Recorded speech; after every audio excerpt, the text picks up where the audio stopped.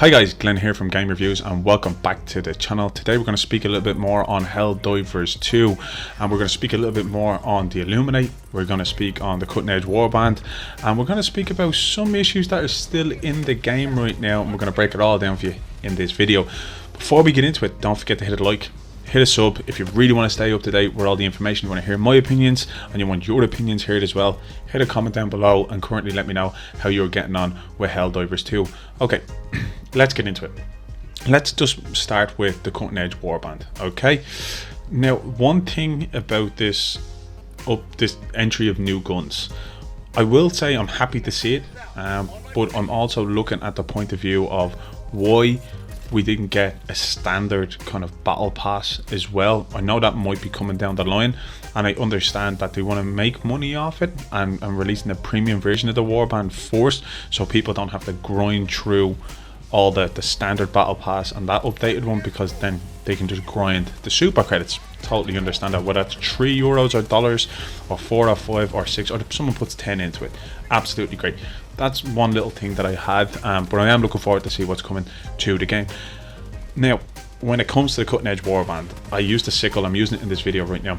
This is absolutely such an amazing gun, because I felt like I couldn't use an assault rifle at all in this game. I didn't feel like I had any use in the game. I felt like I ran out of bullets. I felt like it wasn't good for crowd control, because at the end of the day, Helldivers is all about crowd control. You need to be able to control the crowds and hordes of enemies that's coming at you. Now the sickle does that, and I actually tested it here in the lower levels. I've been using a combination of the rover, the kind of incendiary grenades, which, by the way, if you haven't been using your incendiary grenades, if you've had the Veterans War Pass, get onto them. It just kills, and also it's just the greatest thing ever for crowd control. If you see a bug breach, throw one over, nobody pops out with it. It's amazing, and it also works in the automatons as well. But I will say that using with the rover, I've also been using the railgun with it as well, just for the fact that if you're taking out those larger enemies, you need some big power. But the sickle can take out all the small enemies, not too great on the medium armor enemies, but what you can do is, if you pick your spots correctly, you will get serious damage. It has a fire rate of 700 and it has the damage rate the same as the Liberator, but the fact the output is more than the Liberator, you're getting that damage twice over each time. And then also you can actually run this gun without even having to reload it. It does have a cooldown time as well, so just before you hit that big red spot, and you would have to time it, but you don't really need to use a resupply, is where I'm coming from. You'll have enough and more of enough of ammo in this gun, which impressed me something terrible, because I've always wanted to use a machine gun, but I felt like I've always had to stick with the breaker. And now, as we're speaking about shotguns, coming into the next part of this video, you will see me using the plasma shotgun, but this thing is going to be the next meta. It takes down chargers, it takes down just about any other enemy. The spewers, 2 or 3 shots, they're dead straight off the bat, so even before they're getting to you. But the thing is, it works like a grenade launcher. It doesn't fire straight, it has a bit of a dip in it, so you do have to time it. Even when it hits the ground, it still, you know, does a lot of damage to enemies as well. But when it comes to the charger, this is the only primary gun that you'll see being able to take out a charger of that magnitude and that enemy type of that magnitude, due to the fact if you just fire it under its legs, it will bleed out. I think it takes about, if I'm right, maybe 6 shots and it will bleed out. So that just allows you to kind of free up that railgun kind of slot. And even if you haven't been using the railgun, it just helps you to free up a slot to bring in maybe a different style of stratagem that you wanted to try out. And it's amazing, you know, it just gives you that more freedom within your loadouts. But what I will say is that when you're using it, you will have to use probably the shield generator overlay, because if it gets too close, it will kill you. The impact will kill you straight out or do serious amount of damage. So when enemies are getting close to you, you need to be careful with that, because there is a lot of self-harm on that gun as well, which I've experienced. But other than that, it's absolutely amazing, and I've actually combined this with the incendiary grenades. And I keep going on about these incendiary grenades. I actually never used them when I purchased them in the Veterans Warband, and then I start using them. I'm like, Jesus Christ, such a crowd control grenade. Like, it has a huge explosion and it keeps fire on the ground for, I think it's about 7 seconds that it holds the fire on the ground. So enemies who are pushing through a breach of a bug hole essentially are just dying as they go. But I've also, with the plasma shotgun. I've actually been using the stalwart with it, and using the stalwart as my primary and taking out the plasma shotgun if I do need to do a bit more of a crowd control or take down a charger.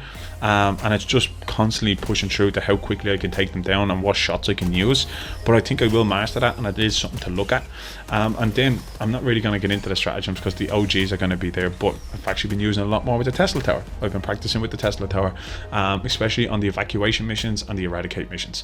So there's a lot to be using with this gun. It is going to be the meta gun to run, because it just immediately takes down a charger, and it also does serious amount of damage on the heavies with the automatons as well. If you hit them clear in the chest, it actually breaks off and hits all the smaller enemies as well. As you can see there with the incendiary grenade, it's insane. And then also I want to speak on the booster. Off the top of my head right now I cannot name the booster, but basically there's a new booster on the first page of the warband, and essentially what it does is it reduces the time for enemy encounters. So that means the spawning points of enemies. And as you can see here, even though I'm on a lower difficulty, I'm barely run into many enemies, and because I'm able to crowd control them when they breach from bug holes, I'm running this pretty smoothly and easily. And that's what I wanted to test out as well, to see how frequently they spawn in and in their droves. And I'm gonna start moving that up till I start getting the suicide level, or I get to impossible, and see how, even though you're gonna have massive waves, but how much time has kind of broken before we see the next wave. And I think that'll be great for the automatons as well. It's going to be a must. But as we kind of speak about that on the automatons, we've noticed now, and the community have found out, and in terms of getting the automaton version of the Boil Titan, it looks like a giant bear. Actually looks like one of those walkers from Star Wars. But I kind of wanted to touch on that, because if you've noticed in the Veterans Warband, it was a fire based system. In this one it's more electrical based, so it's nice to see that they're keeping in a certain fashion and style, and laser based. So is it that the electricity based weapons are going to do more damage for this type of enemy coming into the game? And I feel like the new breaker, it's, when we're talking about the electrical side on the automatons, it doesn't do a lot of damage. Even though it's infinite ammo, I didn't enjoy it at all. It was one of the most highlighted guns in the trailers, and I just don't think it does a lot of crowd control work, and it doesn't do anything to the heavily armored enemies to a charge or anything like that. So I'm yet to figure out where that comes into play. And as the community know, and you know directly, a lot of the guns are basically obsolete in Helldivers. It's probably one of the biggest critiques I wanted to give the game. From the submachine guns to some of the handguns, they're obsolete. They don't do enough damage to certain enemies, and you're basically going in with one hand tied behind your back. And that's a big issue in the game, and they do need to fix it, and they need to bring something in as where either we can increase the damage of our guns, or even rank them up, maybe only have 4 ranks where it goes up by a certain percent, or if it had 55 for the Liberator and you rank your gun up, it goes up to 56, 57, 58, and then maybe even 59, and leave it at that. And it'll just bring more variety into the game. I don't think they need to go crazy on that, but that is something that I think they should do. And then also I wanted to talk about the stun grenade. The stun grenade, even though you got to sacrifice your explosive grenades, if you bring in a more so grenade launcher, this thing stuns enemies like crazy. I think it's about 12-13 second delay if you hit a charger directly, and it's just standing still, and then you hit them. That gives you the ability then to hit them with the plasma shotgun. Such a combination, it's such a meta, it's unbelievable. And I've actually been using that in the higher difficulties, and oh my god, do you feel like a badass that you can actually use your stratagems for when you feel the need to use them, for when you're just being bombarded by enemies and multiple Boil Titans are coming in. You can actually use them for that. So I feel like they got some things right, but also I feel like I don't want to leave the other guns that I've kind of wanted to use in the dust. Like, we need to be able to have more of a variety in the game. But I will say the new breaker just hasn't had an impact, and I don't think it's going to be well received in the game, because you've got the arc thrower anyway, and it does less damage than the arc thrower at all. Like, it doesn't do anywhere near the amount of damage that the arc thrower would do to a charger, and that sucks, because if the plasma shotgun does it, why couldn't this? Fair enough, not the sickle, because that's not the type of gun we're looking for, but like, it was the most highlighted gun in the trailer. That's all I'm saying. It's all I'm saying. But now to move on, we've to the illuminate. There's been absolutely crazy stuff out there now online people have noticed, and I love this about the community. They've seen like blue lasers hit people out of nowhere, and it's basically the slowly kind of pushing on that the illuminate are coming, and I love that from a live service game. I think it's absolutely incredible. I didn't record this, but like I happened to me randomly, I died, and after seeing that online I was like, shit, that's what happened to me. And I just thought that was so cool, because my friends who I was playing with just turned around and goes like, something just randomly hit you. They thought it was like one of the stratagems that was thrown in, but it wasn't. And it was crazy. It was crazy. So to see that online is so cool. So to see kind of maybe more, does the electrical guns that we're using have a bigger effect on the illuminate? Because we do know that they're going to be using cloaking devices. We do know they're going to be more stealth based, and it's a crossbreed between like the bugs and the automatons. So maybe, you know, that new breaker will come in more handy for more of a crowd control to knock the cloaks off. And we're seeing now flying automatons, we're seeing now flying bugs, and how that's going to change. Because after we've just did the major orders, they did say that the bugs will mutate into a species that we've never seen before. So that's going to be pretty cool how they're changing that up and keeping a fresh look, because I do think, you know, variety in enemies is just as important as variety of guns and layouts and maps. So having to kind of change your play due to an enemy type changing, and their tactics are changing, and their abilities change, allows you to change in the game as well. And a lot of games fail to do this. Suicide Squad, Kills the Justice League, you know, Avengers, they have failed to do that. It just felt repetitive. But even if you're on the same map and you're fighting different enemy types and there's multiple versions, you'll feel better, because you've got to change your play up. That's the problem, and this is why the likes of, you know, PvP does so well, because you're playing against other players and you don't know what way they're going to play, so your game style always has to change, and that's why you want to go back, because you're testing yourself in multiple different ways. And this game is getting there with that as well, and I love that. So that's just a massive point that I wanted to give to Helldivers.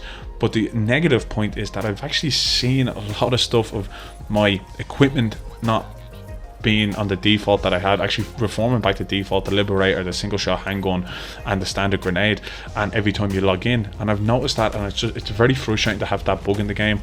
And then it's also frustrating to see kind of enemies being like stretched across the map and still things floating in the air when you blow them up. These are just little things, but I do wish they addressed them, because the kind of, you know, the longevity of life of experience in the game needs to be worked on a little bit more. Like, I've fallen under maps from time to time as well. Chargers just floating sideways or not moving at all, or standing still and just trapped behind something. Like, good for the player because it's a charger, but when you really think about the game overall, it's not that good. Like, it kind of like, you feel like you're nearly cheating a little bit, and that's something that I don't like, because I do want to be tested. But look, this is where we're at with the game. A lot of positives, a lot of negatives. Don't forget to let me know what you think down in the comments. I'd love to know how you're currently finding Helldivers 2. We haven't uploaded for a couple of days, so hopefully this video does well. To do well, you gotta hit a like and hit a sub. But guys, that's me. Thank you so much for tuning in, and I'll see you in the next video. Peace.